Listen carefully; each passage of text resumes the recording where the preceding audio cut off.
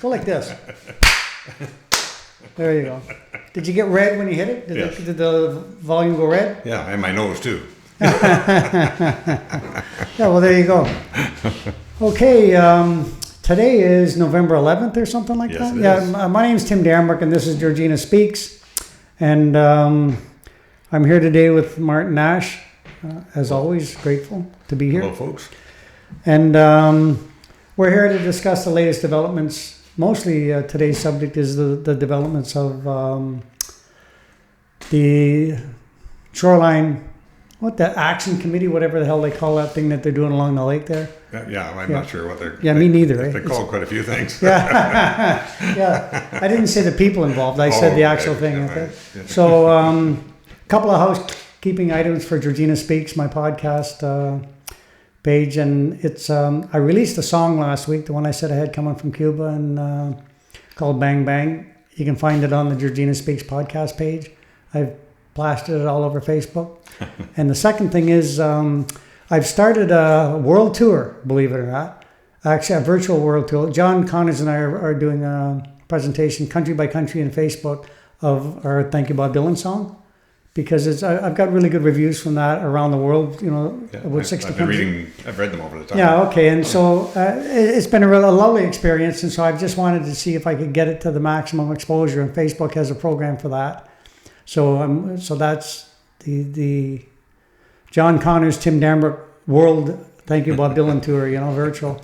Anyway, so that's that. So for the purpose of this podcast today, I really wanted to speak almost directly to the residents. Okay, yeah. About what it is that we're doing here. And most recently, about 2 o'clock this morning, actually, I finally finalized in my mind and what I was trying to accomplish a conflict of interest application complaint against Andrew Biggert, the town lawyer who was representing the town during the course of this entire waterfront project with the town. And he did some things which became a conflict as a result of the fact that he actually represents the town, and then he took active positions in different things as it was going along. So and it's my lawyer. I've gone over it with my lawyer to make sure, and so that was submitted to the town last night, and I have to send the rest of the documentation in the next year. So what are your thoughts on that? Well, I think waste of time, or well, if he has a conflict, he should have filled something out about that. I mean, there's forms for that, and there's a way of dealing with that. I mean, if you either got to duck out or declare or do something. Right. I'm not sure what the procedure is at the town, but I don't know their bylaws and how they work it. I just, right. I don't know the inner workings, but I know what a conflict of interest is.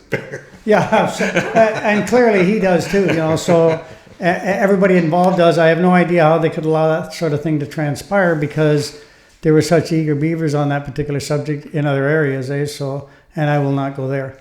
So that's been sent, and so we're off to the races on that, and we'll wait for it's kind of neat because you can just wait for it to come back from the commissioner. So, and he'll contact the people involved, and there'll be witnesses and so on, and I'll have nothing to do with it, which is kind of lovely because it's just not me imposing my will. So that's right. If it's wrong, it's wrong. If it's right, it's right. Yeah, it's a legitimate. It's an honest inquiry, and we'll wait to see what the commissioner says about it. Right. And so that's that. So the other thing is I've been working on and continue to work on, and we'll have ready within the next little while my claim in small claims court regarding the value of my property. As it relates to the town's actions and the town lawyer's actions.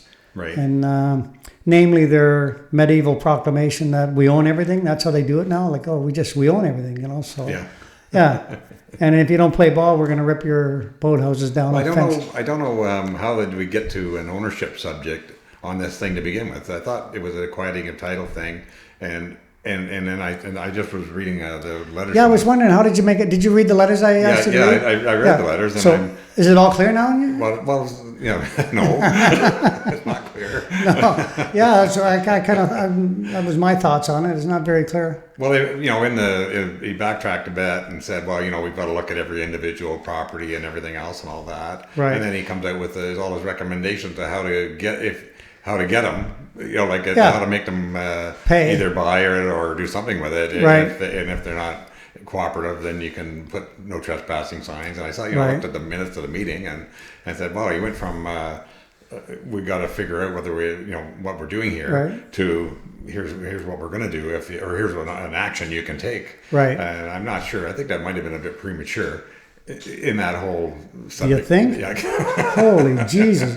Well, so I want to address that council meeting specifically just for a couple of minutes. Yeah. Now, so they're at that council meeting when Waddington asked, do we even know if we own these properties? The entire council said, no, we don't know if we own them. And the mayor got all mad because he even asked us, oh, we already knew that, whatever. So there's council with an honest answer based on the legal advice that they had received over the last couple of years with the activity in this, like right? 20 years, I would think. Yeah. And that legal advice came from Andrew Biggert, right? That's the lawyer. 5 minutes later, he said, oh, no, I know we own these properties. Waddington said, if you had to put a percentage, 90%. He said, oh, way over 90. So somehow his own legal advice changed there in 5 minutes. Yes. Let me correct myself. The appearance of, so we'll see what happens. Got to be careful, I don't want to be the one that's the recipient of the complaint, eh? Yeah, I understand that. So the whole thing doesn't make any. My experience and that set of letters that I sent you of different responses that Colin Brown, my lawyer, has received, that I've received, just in the last month on a number of different subjects. One letter is saying this, next letter is saying that. Another letter saying, well, we never intended to concern ourselves about the individual property owners. Another one says, and they keep saying, we're not saying we own anything. But now there's regional departments that are adhering to the town's proclamation. We can't help you because the town says they own it. Now that's a regional, like all of the other departments, and that they're following up as if they own it because they're being instructed by the town that they own it. And the town's right. Okay, so that. Well, I think that there's a big flaw in this whole thing. That they, if with regards to the ownership, and they've hired an appraiser apparently to do some appraisals. Yeah. Now I don't know, but I mean, if I don't own something, why would I want an appraisal? Well, I was going to say, you've been doing this for 40 years. Like you were pulling perch out of that lake right down on this same shoreline, 35 years ago, whatever, 45 years ago. 60. Oh, yeah. I was being polite. Thanks. So there you are pulling perch out of the same one that we're talking about. Yeah. 60. So you have some experience here. Yeah. Okay. Can you tell me what they're appraising? I have no idea what they're appraising. Oh, okay. For my idea, like if you hire an appraisal, you would think if you have a watch, you go to the appraiser, say, I own this watch, or I'm thinking of buying it. Okay, so that takes me to my next what I had in mind. That might be a good lead for you. Yeah. Okay, so what I wanted for in my own mind, feeble as it may be, this is how I view it, like as the whole picture. That entire road from Church Street all the way to Jackson's Point is not a public entity. It's not a recreational community. It's not a commercial community. It is a residential community, and it has been for 150 years. That's categorical. Yeah. What we're talking about in this entire exercise is a road. It's called Lake Drive. It's a number of different parts of it were developed in different manners. But it's a road that we're talking about. What the town was being conveyed through all of those processes, what they were trying to identify through all of those processes, is a road and through a residential community. And many of the people have deeds that actually say, save and accept the travel portion of the road which runs through the property. So it doesn't say, right, there's a whole bunch of different categories, and I've talked to a number of the residents, and I know a lot of them. Some of them have their properties in actual title absolute and so on. So, and historically, half a dozen councils, God bless them, viewed it as a very conflicted issue. Ownership not possible to be crystal clear because it's just not possible, and the exclusive use of that property, regardless of what ownership was, is to the benefit of the people across the road. Right. The assessment department traditionally, and I read it in a number of the past reports, Rebecca Matheson explaining, no, those waterfront properties are appraised as waterfront. not as view of the waterfront, as waterfront properties. That's how they're assessed. Everybody there has been paying the highest taxes in Georgina for the last 150 years based on that.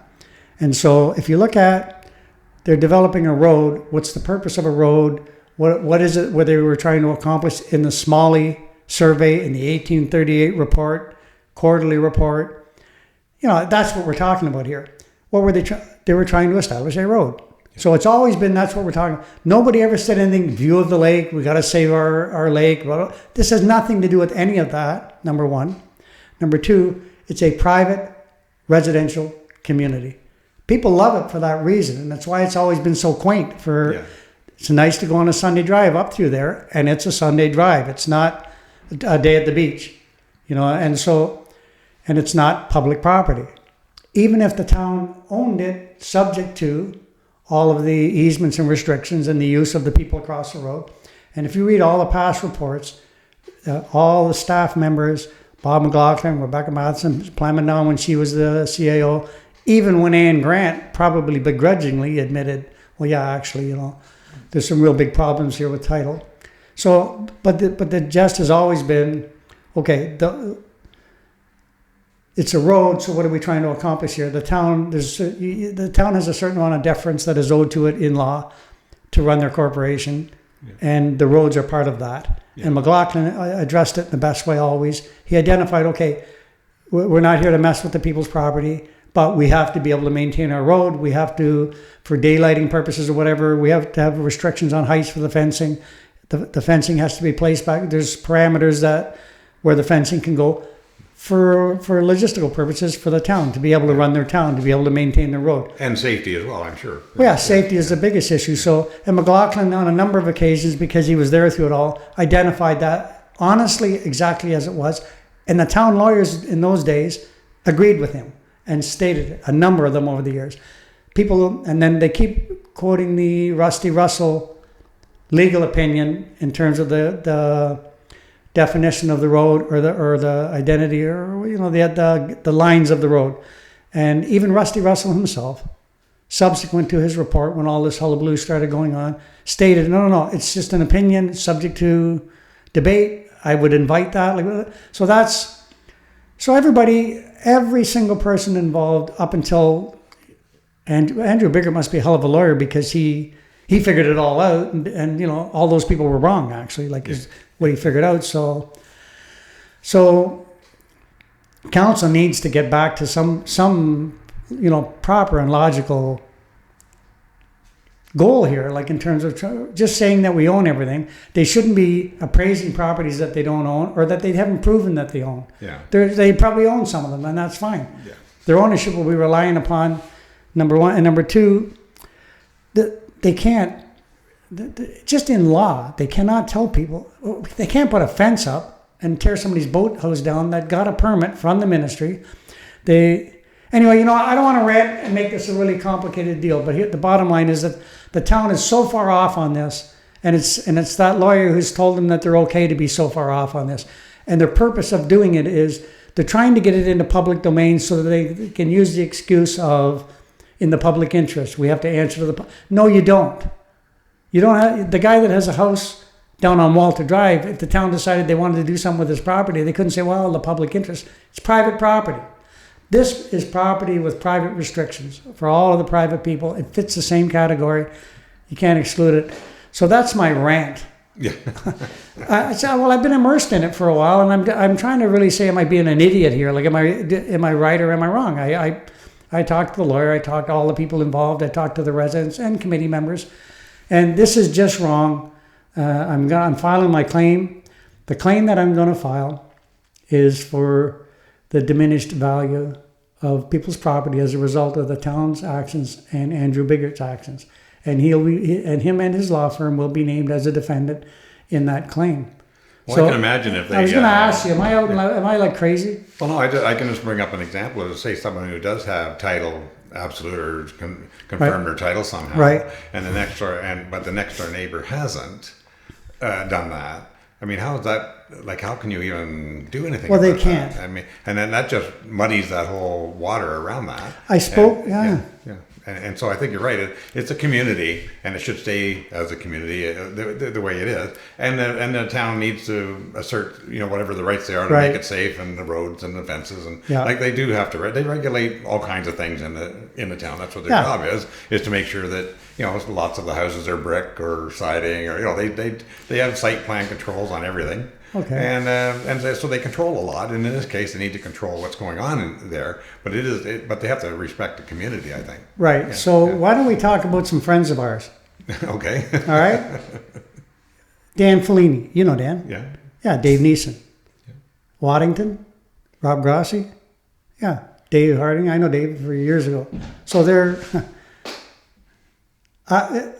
I don't understand how them guys as a group, and I respect every one of them. I know them all. I know them all that they have integrity and all that. So this is not, some rant about that. But what I don't understand is why these guys all are walking up and down the Lake Drive with the people that they represent and say, okay, let's sort this out. What is it you think that you own? So to get a clearer picture, so the residents are involved.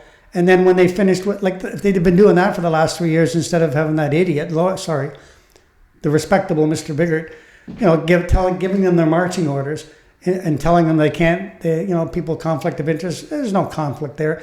They should be out representing their residents, walking up and down the lake, looking for solutions, identifying the properties. I mean, I just don't get it. And like I said, that group of guys are all decent guys. They really do care about what it is that they're doing. So for some reason, they've not been able to engage with the people that they're supposed to represent and be down there and actively doing So it. what do you think, Tim, that the residents should do at this point? I mean, there's some committees and so on that we've talked about in the past. I mean, is there something that the residents could be doing right now with their council members in that area, and just say, should they be writing them a note or something, or what should they be doing? Or saying they're concerned about this, and maybe get it into I don't know. Maybe the residents, I think this podcast will go to most of them. I think. Yeah, I think that this I believe will be going to all the residents involved. There's 300 of people are on the. So they've got to take some action as well, or at least let everybody know what they're kind of thinking. Well, here's what's happened as a result of that. It was driving me crazy trying to figure. 3 years ago when this first came up, I had the Rusty Russell opinion reviewed by somebody who I guarantee you knows municipal law. Right. And they said categorically, if that was challenged, it would never stand, it would fall. It would never stand in a court of law as an absolute as far as title is concerned of the property, period. So then I brought it up to the mayor about 4 months ago, and all she said was, well, nobody's going to challenge it. Now, I take really exception to that for this reason. God love her, a wonderful person, and this is not about that. But to be happy that somebody's afraid to stick up for their rights, and that's why you're getting your way. That's disgusting. Yeah. Yeah. Okay.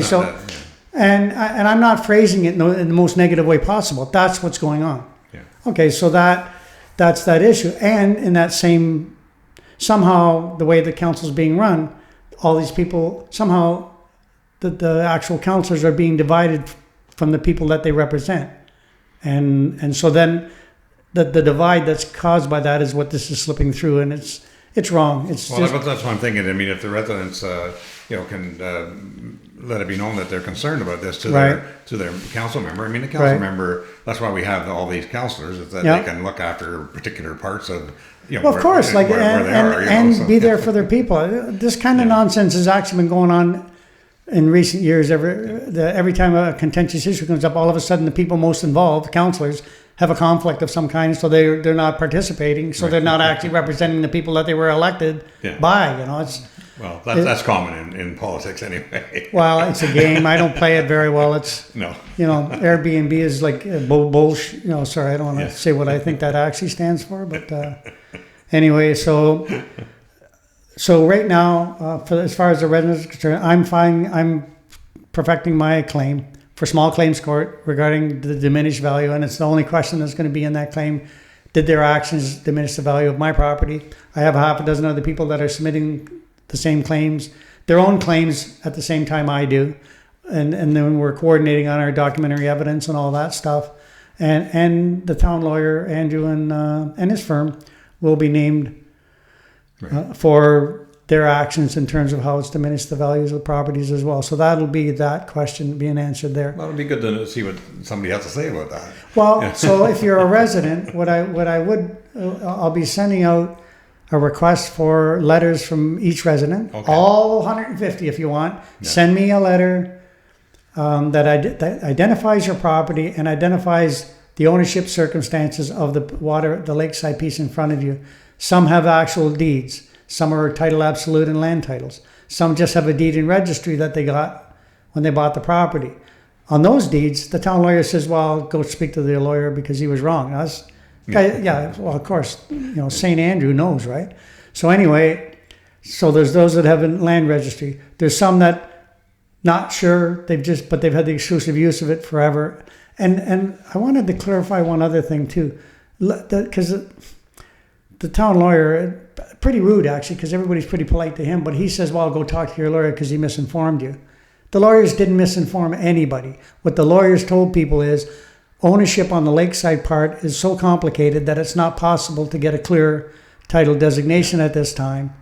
And that's what people have been told. They haven't been told that they own it. Well, I think even when they're talking with their lawyer, when they bought a property, they probably have to sign some sort of waiver to the lawyer that says, Yeah. I accept that that I'm not getting a clear title to that. Right. Because other than that, he probably wouldn't close the deal. Yeah, of course. And so, but I mean, what's good for the goose is good for the gander. Yeah, but is it not? they make it like lawyers deliberately told people they own it just to get, they always insinuate something nefarious when they're the ones doing the nefarious shit, Excuse my language, everybody. I get a little frustrated on this issue just by the games that get played. And so the thing is what I'll be requesting is a letter for anybody who wants to submit one in support of my claim, just identifying the circuit. Well, like I was sat with a group of people the other day, and it was a social gathering, socially distanced in a backyard. We were just shooting the breeze. Bunch of people just showed up, and it had nothing to do with this. Just a friend of mine who had a bunch of neighbors show up. Yeah.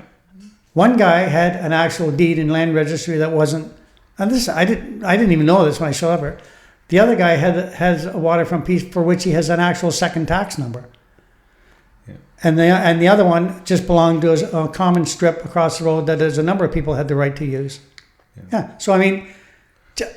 Well, that was the point I was trying to make there is that as a person that bought a waterfront had to sign a waiver to the lawyer, that they weren't sure, I'm not going to close the deal for you because I can't give you a clear title of that. Right. And yet when people did certify their titles, the town said they weren't interested. So, they had no comment about, or they didn't have any claim to it. Right. So, I see it's a real good one, that one, I think, just because it's okay that the town is looking for them to talk to their lawyers, but when the lawyers certifying title talk to them, they said, oh, no, we don't have any claim to that, or we're okay with you certifying your title on that property. And yet that opinion's okay, but what about the lawyer when you bought one and the lawyer said, you can't get title insurance on that because it's just too convoluted. Right, and that's the whole point in all of it. Yeah. And but there are some things that are clear. From 1838, when the road was established, what was it they trying to do? Establish a road. Yeah. They weren't nothing to do with pieces on the other side, nothing to do with the view of the lake. Nothing. They needed a road allowance. That's what they were trying to do. Oh yeah, here's another point. This whole conflict is as a result of a government screw up in the first place. Yeah. They didn't do it right. Yeah. People have been subjected to it for 150 years. They've been penalized by that government misaction. And here's the government, what are they doing now 150 years later? Even worse what they're doing now.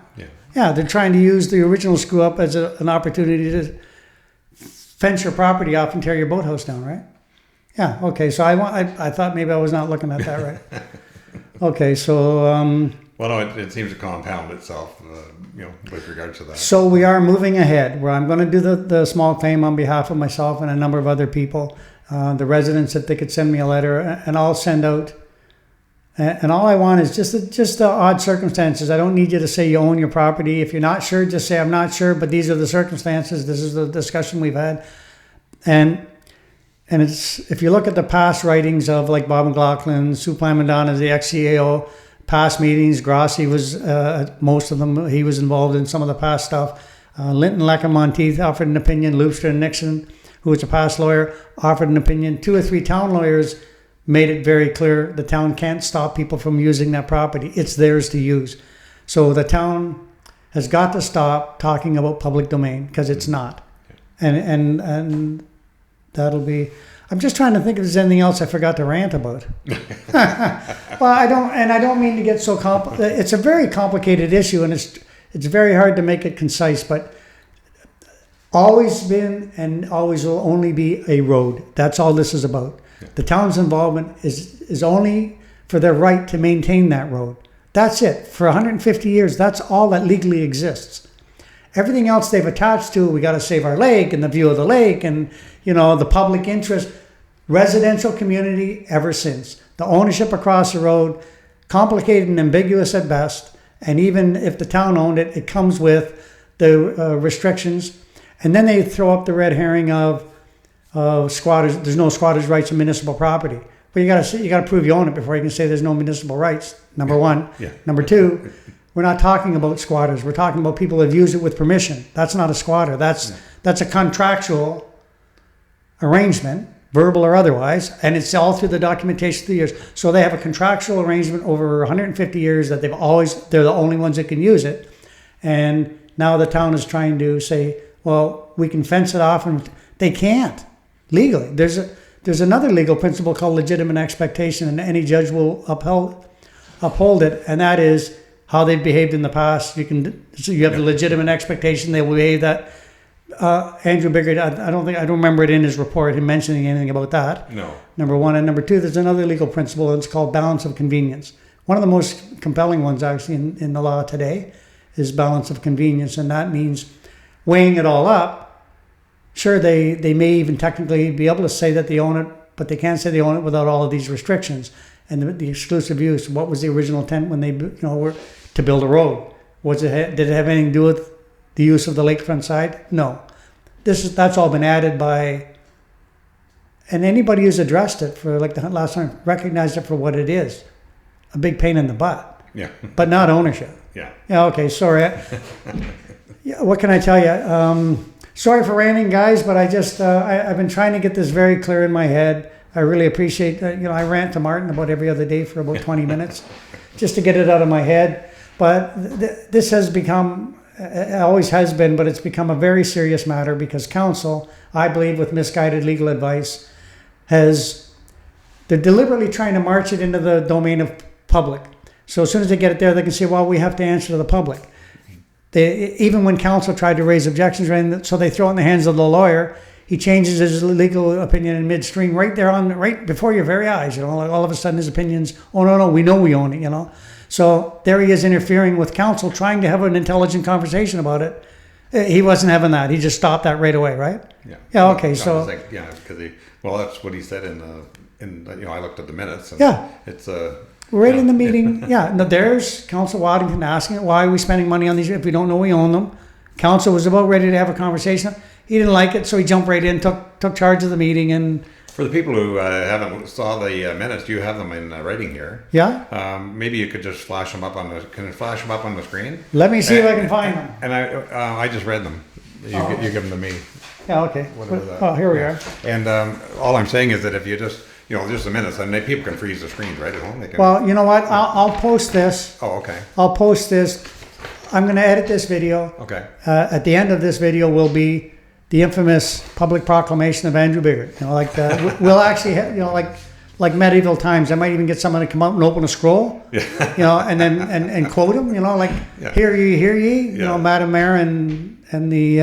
Okay, as long as people can read it, because we're saying it, and maybe they did look at the video because I did. Many people did actually. It was sent out to the residents. Good, and so, but maybe if they have it they can have it in writing. It would be great because then they can actually go over it kind of word for word, because it is a little bit overwhelming when you hear it. You go, I can't believe I just heard all that, and then.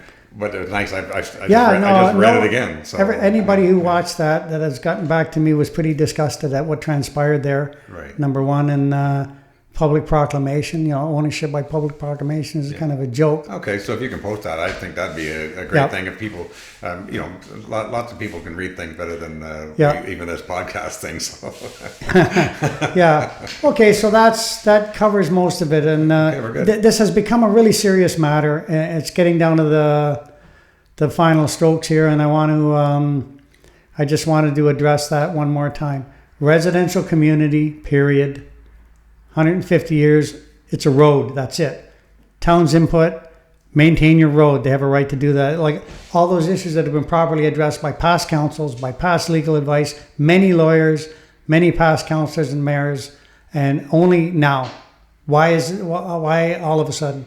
Yeah. Okay, so that's it. That's a question of the day. Yeah, it is. So, and I'll be sending out an actual copy of my claim before I file it out to all the residents so that they know exactly what it is I'm alleging. And I've talked to many of the committee members and the residents about the conflict of interest complaint that I've submitted. And so I shoot from the lip, but just so you know, when I do, I go away and I check with people and I phone and I make sure, okay, how far out in left field am I? And, my gut usually isn't too far off. No.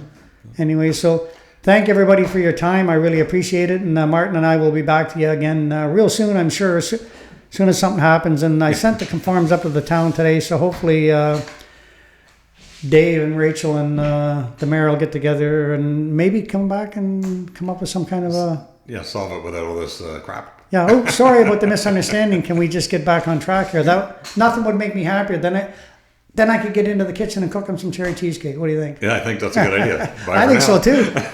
All right, thanks, Martin. Take care. Yeah, you too. Having considered the various options available to the town, it is my opinion that it is best to advise eligible property owners as early in the process as possible that if they fail to purchase a lakeside lot when offered for sale by the town will assume control of the land and treat the land as its own. As an owner of the land, the town will be able to remove any material or structures on the land and utilize the lands as the town best sees fit. The town will also have the option of serving and enforcing trespass notices upon persons who enter upon the land without the consent of the town. So when I read that, and I understood that permits had been received in the past through the Conservation Authority or the Ministry of Natural Resources or through the town with respect to improvements. So did that mean that a person who lived north of this land and owned the amenities and the improvements that they had permits for couldn't cross over the land to access their own assets that were on the northern side of the road? That, and I fully understand through you, Madam Mayor, where the question is coming from and why. Could that ultimately be the outcome? Yes, that could ultimately be the outcome. Do I expect that to occur?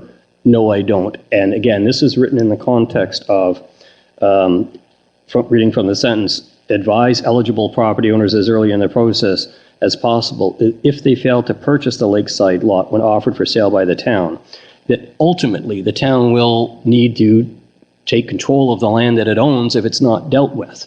And that may include all the things that I've just spoken of previously. It is, as I said, it is not option A, it's option Z. But nonetheless, in terms of a response, when somebody says, well, why should I buy anything? I'm not going to do anything. I'm just going to keep using it. If that continues to happen, then this whole process will collapse because I like to think, a reasonable person, if my neighbor doesn't have to pay and he keeps getting to use the land as if nothing happened, why would I pay? Why would I purchase? If nothing changes, why would I do it? So we need a remedy available for those that refuse to engage in the process. So last comment, Madam Mayor, was with respect to the legal costs, the survey costs, and